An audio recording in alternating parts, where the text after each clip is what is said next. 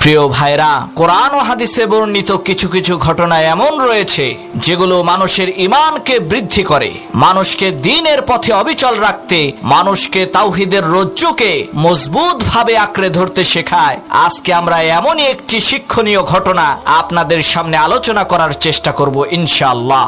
বিশ্বনবী মুহাম্মদুর রাসূলুল্লাহ সাল্লাল্লাহু আলাইহি ওয়াসাল্লাম বলেন, পূর্ব যুগে একজন বাদশা ছিল। সে নিজেকে রব দাবি করত। তার দরবারে একজন জাদুকর ছিল। সেই বাদশা জাদুকরের মাধ্যমে মানুষদেরকে ধোঁকা দিয়ে তার রাজত্ব টিকিয়ে রাখত।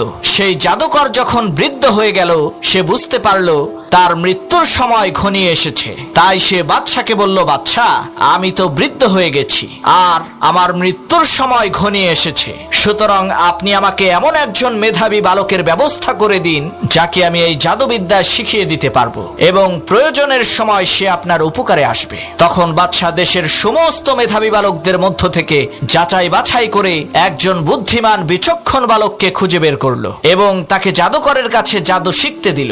এরপর ওই জাদুকর ওই মেধাবী বালকটিকে জাদু শেখাতে লাগলো। প্রত্যেক দিন যেই পথ দিয়ে বালকটি জাদুকরের কাছে জাদু শিখতে যেত, ওই পথে একজন সাধকের আস্তানা ছিল। সাধক সেখানে বসে ইবাদত করত এবং মানুষদেরকে ধর্মীয় জ্ঞান শিক্ষা দিত। বালকটি প্রত্যেক দিন যাওয়ার পথে দাঁড়িয়ে দাঁড়িয়ে সাধকের ইবাদতের দৃশ্য দেখত। বালকটি একদিন সাধকের কাছে গেল এবং তার থেকে অনুমতি নিয়ে তার মজলিসে বসলো। এক পর্যায়ে বালকটি সেই সাধককে জিজ্ঞেস করলো, আপনি কে? আপনি এখানে কি করেন? সাধক বলল, আমি একজন ধর্মীয় পণ্ডিত, আমি একজন ধর্মগুরু, আমি মহান আল্লাহ তাআলার ইবাদত করি এবং মানুষদেরকে সেই মহান একত্ববাদী খোদা আল্লাহ রাব্বুল আলামিনের দিকে আহ্বান করি।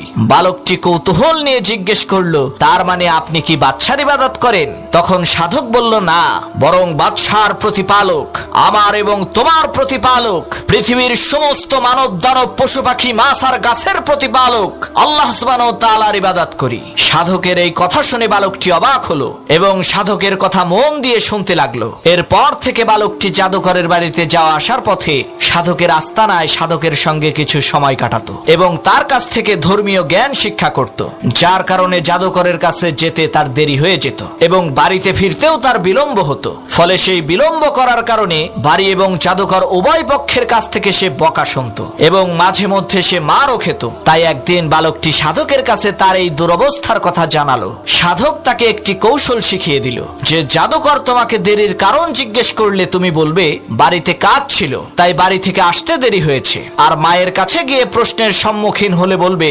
জাদুকর দেরি করে ছুটি দিয়েছেন। এমনি ভাবে এই বালক একদিকে জাদুবিদ্যা, অপরদিকে ধর্মীয় জ্ঞান শিক্ষা করতে লাগলো। একদিন হঠাৎ করে তার গ্রামে একটি বিশাল আকৃতির জানোয়ার ঢুকে পড়লো। এই হিংস্র জানোয়ারের ভয়ে জনমনে আতঙ্ক তৈরি হলো। জানোয়ারটি রাস্তার মাঝখানে যেয়ে বসে পড়লো, ফলে মানুষের চলাচলের পথ বন্ধ হয়ে গেল। জানোয়ারের ভয়ে কেউ রাস্তার এপাশ থেকে ওপাশে যেতে পারছিল না। এই অবস্থা দেখে বালকটি চিন্তা করলো, যাক, এইবার একটি বেশ সুযোগ এসেছে, এবার পরীক্ষা করে নেওয়া যাবে যে আল্লাহর কাছে